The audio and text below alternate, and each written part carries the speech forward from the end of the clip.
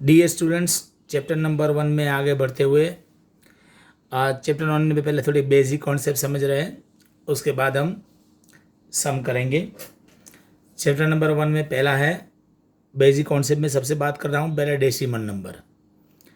आप सबको पता है कि डेसिमल नंबर दो टाइप के होते हैं। एक होता है टर्मिनेटिंग, यानी कि उसका जो एंड हो रहा है after decimal point countable digits will come, then that is considered as a terminating decimal number। और दूसरा होता है नॉन टर्मिनेटिंग डेसिमल नंबर, मतलब डेसिमल पॉइंट के बाद काउंटेबल नंबर ऑफ डिजिट्स ना आए, ठीक है, तो उसको हम कहते हैं नॉन टर्मिनेटिंग डेसिमल नंबर। अब देखो टर्मिनेटिंग का मतलब क्या होता है, तो देखिए मैंने समझा दिया कि पॉइंट के बाद काउंटेबल डिजिट आएंगे। देखिए ये पॉइंट है, यानी कि डेसिमल पॉइंट है।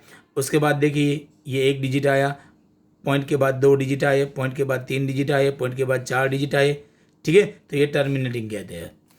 अब नॉन टर्मिनेटिंग में दो कैसे कैटेगरी आएगी, एक non terminating and recurring decimal number, यानी कि रिकरिंग की जगह कभी कभी रिपीटिंग भी लगते हैं, ठीक है, तो don't get confuse, both are same. तो नॉन टर्मिनेटिंग रिकरिंग का मतलब डेसिमल पॉइंट के बाद सर्टेन डिजिट्स आर रिपीटिंग, है ना, सर्टेन पार्ट इज रिपीटेड, है ना, तो इसको हम कहते हैं नॉन टर्मिनेटिंग रिकरिंग। देखिए यहाँ पे पॉइंट के बाद देखिए 3 एक तो देखो नॉन टर्मिनेटिंग है, एन नहीं आया, डैश डैश डैश आए, और 3 रिपीट हो रहा है, तो 3 के ऊपर आप बार लिख सकते हो। यहाँ पे देखिए 2.151515 डैश डैश डैश, मतलब ये नॉन टर्मिनेटिंग है, और 15 रिपीट हो रहा है, तो 15 के ऊपर बार, बाकी सब ऐसे रख देंगे। यहाँ पे देखिए 72 रिपीट हो रहा है, ठीक है, तो 72 के ऊपर बार, बाकी सब ऐसे रख देंगे। तो ये देखो नॉन टर्मिनेटिंग 72 रिपीट हो रहा है, यानी कि सर्टेन पार्ट इज रिपीटेड, उसको हम कहते हैं non terminating recurring decimal number. यहाँ पे देखिए 010101 रिपीट हो रहा है, तो 01 के ऊपर बार। यहाँ पे 1234 रिपीट हो रहा है, तो 1234 के ऊपर बार लिख सकते हो। तो that is called non terminating recurring decimal number. और आपको पता है कि terminating decimal number and non terminating recurring decimal number, उसको आप p/q फॉर्म में लिख सकते हो। That's why they are called rational number. तो ये भी रैशनल नंबर है और ये भी रैशनल नंबर है, दोनों। लेकिन नॉन टर्मिनेटिंग नॉन रिकरिंग मतलब certain part is not repeated, एक तो एन नहीं हो रहा है, दूसरा certain part is not repeated, तो उसको हम कहेंगे नॉन टर्मिनेटिंग नॉन रिकरिंग। और वो आएगा, देखो ये 01 001 0001, सर्टेन पार्ट रिपीट नहीं हो रहा है, 1 2 3 4 5 और पाई, तो ये सब है इरेशनल नंबर, ठीक है। तो I think you might have understood very well this topic, okay. अब हम एक चीज बताने जा रहे हैं। देखो ये सब टर्मिनेटिंग डेसिमल नंबर है और नॉन टर्मिनेटिंग रिकरिंग है, वो आपको कैसे मिलता है, आप न्यूमरेटर को डिनोमिनेटर से डिवाइड करोगे तब। लेकिन विदाउट डिवीजन आप बता सकते हो कि वो टर्मिनेटिंग डेसिमल नंबर है या नॉन टर्मिनेटिंग रिकरिंग है। और वो कैसे बता सकते हो, उसके बेसिस के ऊपर ये थियरम है, ठीक है। आपको देखो ये रैशनल नंबर दिया है और ये थियरम ये बता रहा है कि let x is equal to p/q is be a rational number, ये रैशनल नंबर है।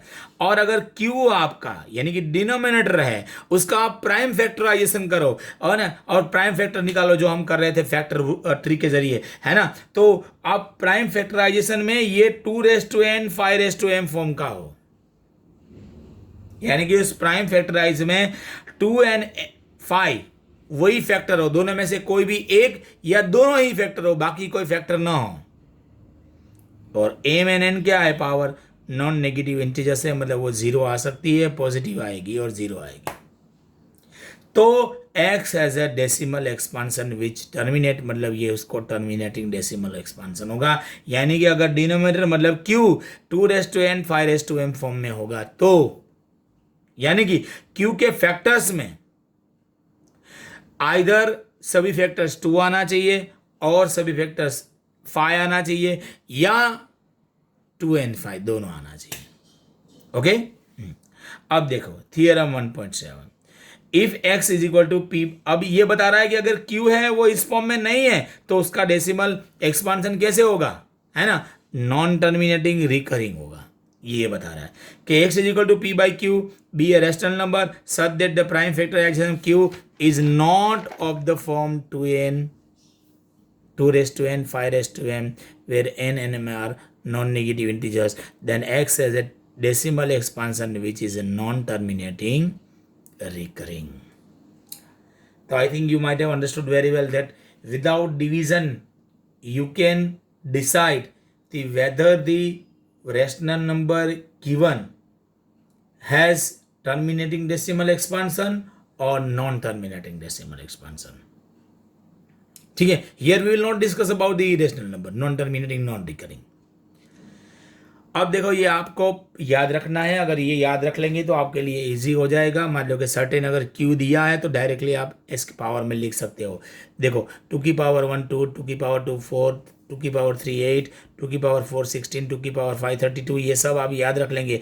उल्टा याद रखना, 5 1 2 तो आपको पता होना चाहिए 2 raised to 9, 1 0 2 4 तो पता होना चाहिए कि 2 raised to 10, है ना। और ऐसे ही सेम 5 की पावर है, आपको पता है 625 तो ऑब्वियसली पता होना चाहिए 5 की पावर 4, और आपको बोला है कि 3125 पता होना चाहिए 5 raised to 5, ये सब ठीक है। अब आगे बढ़ते हुए स्टूडेंट्स, अब एक्सरसाइज 1.4 है ना, उसके हम सम करने जा रहे हैं।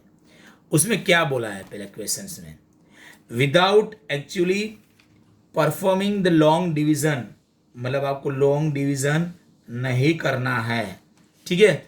State whether the following rational expression, rational number will have a terminating decimal expansion और a non terminating recurring decimal expansion, है ना।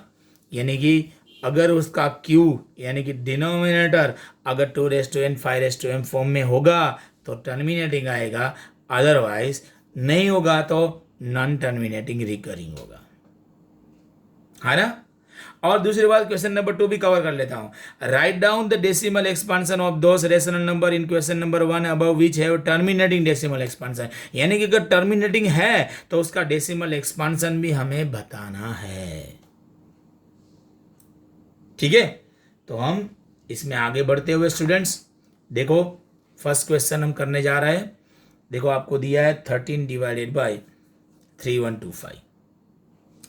तो अगर आपको इसका एक्सपांशन फैक्टर ट्री के जरिए करना है, ठीक है, मतलब वो प्रोडक्ट ऑफ प्राइम्स लिखना है तो आप 3125 का कर सकते हैं, लेकिन आपको पता है कि ये 5 raised to 5 है तो आप डायरेक्टली 5 raised to 5 लिख सकते हो, अदरवाइज वो फैक्टर ट्री के जरिए आपको फैक्टराइज करना पड़ेगा, ठीक है। चलो यहाँ पे बताते हैं, प्रॉब्लम नहीं है, ओके। नहीं पता है तो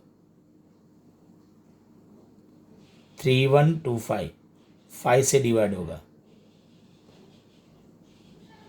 625, फिर 5 से डिवाइड होगा, लास्ट डिजिट देखो ना 5 आ रहा है, 125, फिर 5 से होगा 25, फिर 5 से होगा 5, देन 5 and 1, ठीक है। ये इसका आ गया, मतलब देखो ऊपर नीचे कुछ कैंसिल नहीं हो रहा है ना, वो चेक कर लेते हैं पहले। तो कुछ नहीं हो रहा है, ये 13 डिवाइडेड बाई 1 2 3 4 5, 5 की पावर 5। आप इसको ऐसे लिख सकते हो 5 की पावर 5 2 raised to 0, है ना। यहाँ पे देखिए एम एन एन क्या है, नॉन नेगेटिव इंटीजर से, मतलब वो 0 आ सकता है। तो यहाँ पे 5 की पावर 5 है तो 2 की पावर 0 लिख सकते हो। हैज़ क्यू, ये क्यू है, 5 raised to 5 into 2 raised to 0 which is in 2 raised to n 5 raised to m form, ये where m and n are non-negative integers,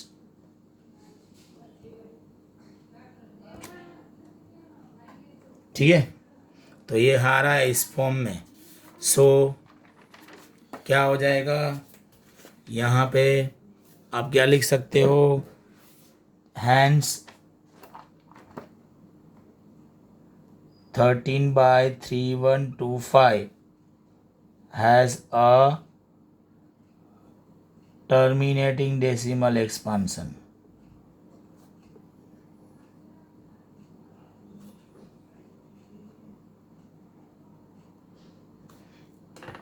ठीक है, अब उसका टर्मिनेटिंग हो तो क्वेश्चन नंबर 2 में आपको बताया कि अगर टर्मिनेटिंग हो तो उसका डेसिमल एक्सपांसन भी बताना है।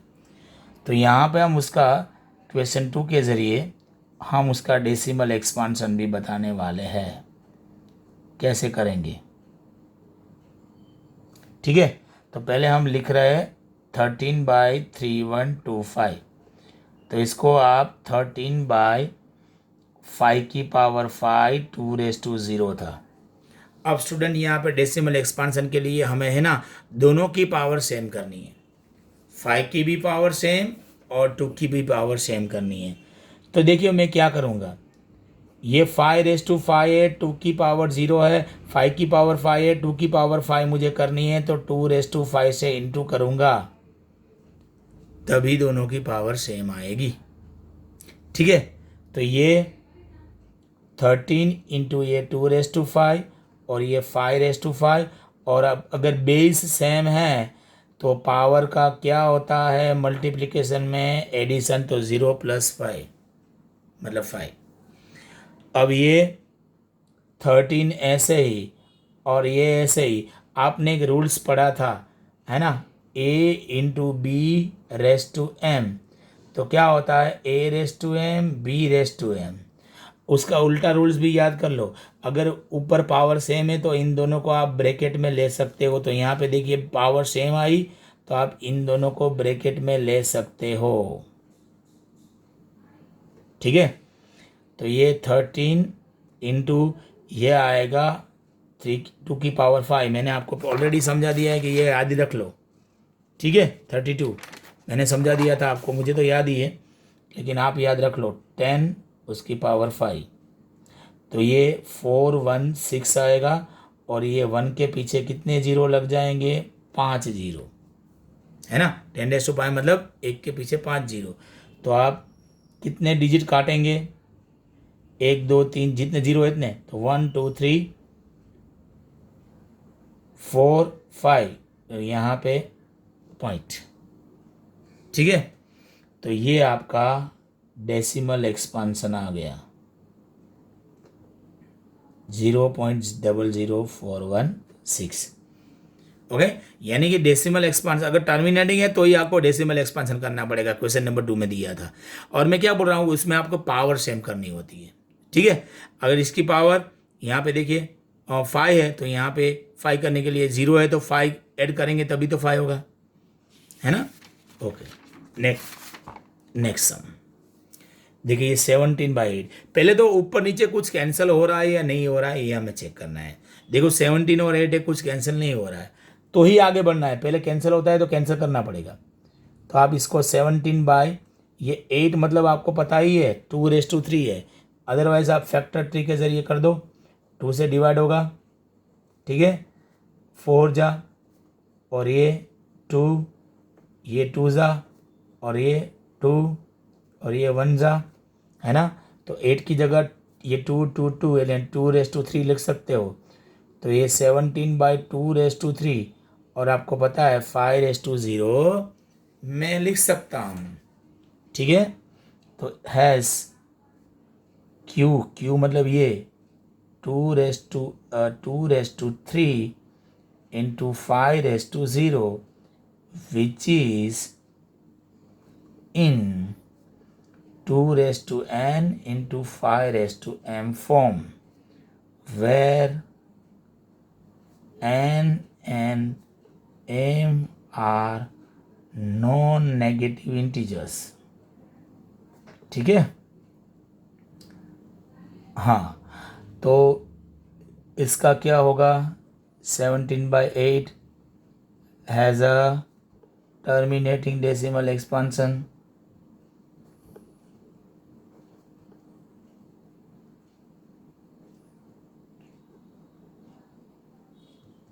अब इसका हम डेसिमल एक्सपांसन निकालेंगे, टर्मिनेटिंग है तो वही निकालना है, ठीक है। तो 17/8, अब ये 17 लास्ट में क्या आया था, 2�3, 5�0।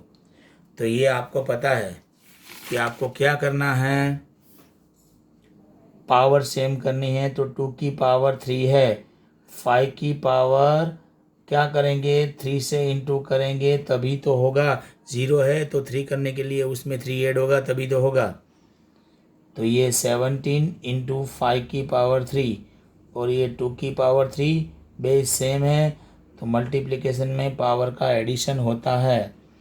तो ये 17 इंटू ये होगा 125, और ये दोनों आपको पता है ना पावर सेम है तो दोनों को ब्रैकेट में ले सकता हूँ। तो ये 17 इंटू 125 मतलब वो 1700 एंड 25 375, तो आएगा 2125। ओके,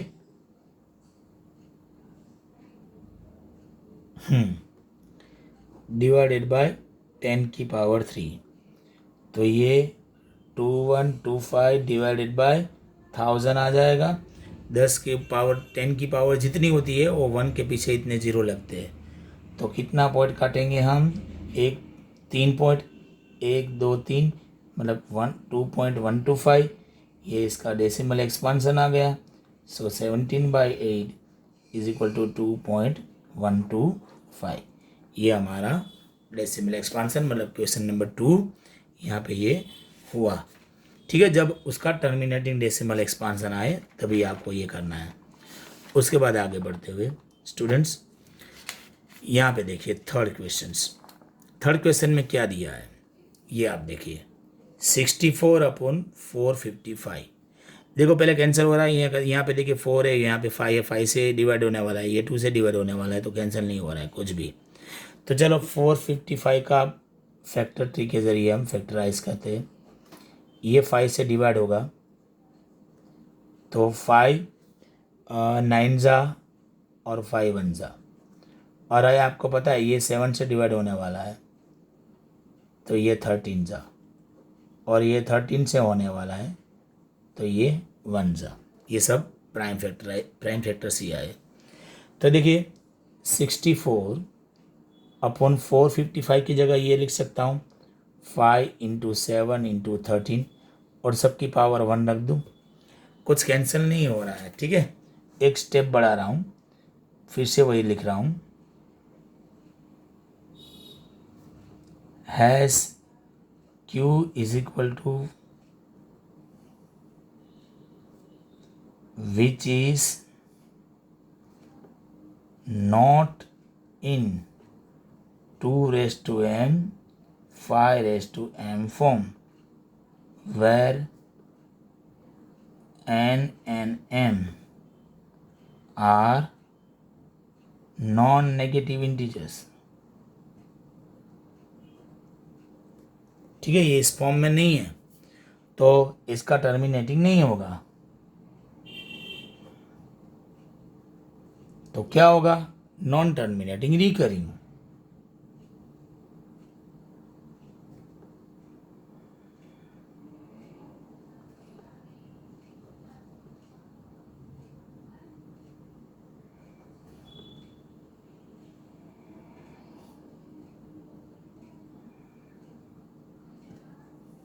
ठीक है स्टूडेंट्स, अब टर्मिनेट तो वहाँ पे सेकंड पार्ट जो है डेसिमल एक्सपांसन वो नहीं आएगा, ठीक है। ओके, अब हम आगे बढ़ते हुए क्वेश्चन नंबर 4 की ओर, उसमें क्या दिया है आपको ये चेक कर लेते हैं, ठीक है। आपको दिया है पहले 15 डिवाइडेड बाय 1600, ओके। तो पहले जो कैंसिल हो रहा है शायद देखो यहाँ पे 5 है और यहाँ पे 0 है, तो दोनों 5 से कट होने वाला है, तो ये 5 से काटेंगे तो 5 3 जा, और ये 5 से काटेंगे 5 3 जा 10 बचेगा, 5 2 जा और पीछे 0 लग जाएगा, मतलब 3 डिवाइडेड बाई 320 ये आ रहा है। और इसका हम फैक्टराइज करने वाले हैं, मतलब 320 का हम फैक्टर 3 करेंगे। अब कुछ डिवाइड नहीं हो रहा है, 3 से डिवाइड नहीं होगा। तो देखिए पहले 5 से होगा, लास्ट डिजिट 0 आ रहा है इसलिए 5 6 जा 5 4 जा, और ये आपको पता है 2 से होने वाला है, ये 32, अब ये 2 और ये 16, 2 8 2 4 2 1 सॉरी 2 और यहाँ पे 2 एंड यहाँ पे 1। तो शायद लग रहा है मुझे कि ये 3 डिवाइडेड बाय 5 की पावर 1 और 2 की 1 2 3 4 5 6 2�6। तो इसको आप ऐसे लिख दो 2�6 इंटू 5 की पावर 1। ठीक है, अब ये देखिए ये आपका Q आ गया, ये आपका ये फॉर्म में आ गया which is in 2n 5m form, उस फॉर्म में है where n and m are non negative integers. ठीक है, इस फॉर्म में आ गया। तो यहाँ पे आप बता सकते हो कि 15/1600 has a terminating decimal expansion.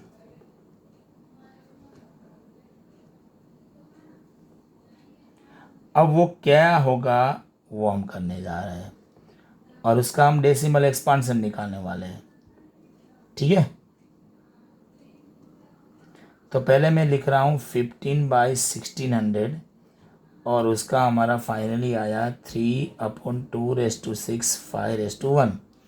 तो स्टूडेंट्स यहाँ पे हमें 2 की और 5 की पावर सेम करनी है। ठीक है, तो वो कैसे सेम कर सकेंगे, तो क्या देखो 2 की पावर 6 है और 5 की पावर 6 करने के लिए यहाँ पे 1 है, तो मुझे लगता है कि 5 की पावर 5 से मैं अगर मल्टीप्लाई करूँगा ऊपर और नीचे यानी कि न्यूमरेटर डिनोमिनेटर को, तो ये पॉसिबल है क्योंकि ये 5 और ये 1 6 हो जाएगा ना 5 की पावर। तो ये हमारा आएगा यहाँ पे 3 इंटू 5⁵ और ये आएगा 2�6 5:1 प्लस 5 मतलब 6, और ये 3 इंटू 5:5 मतलब आपको पता है कि 3125 आएगा, और ये 2 इंटू 5 और ऊपर पावर 6। तो यहाँ पे you can write like that 93 इनका मल्टीप्लिकेशन आएगा 9375 और ये 10⁻6 आएगा। तो ये 9375 और ये एक के पीछे 6 जीरो आने वाले हैं। अब आप 6 जीरो काट सकते हो। ठीक है, तो 1 2 3 4 मतलब 6 पॉइंट्स काट सकते हो। तो 1 2 3 4 5 6 और ये पॉइंट, तो ये हमारा डेसिमल एक्सपांसन इसका आ गया 0.009375। ओके स्टूडेंट्स, सो यहाँ पे हम ये ख़त्म कर दे और next topic will study next topic नहीं, rest of the sum we will study in the next video.